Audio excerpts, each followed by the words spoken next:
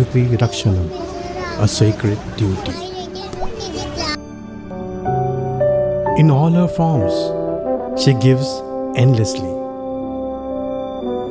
In all seasons, she nourishes our being. Her lush greenery, our source of energy.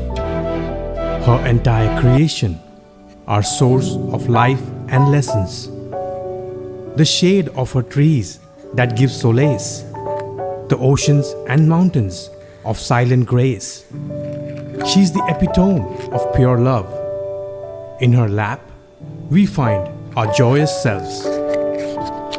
To her, let's offer our loving gratitude. For to nurture her is our sacred dharma.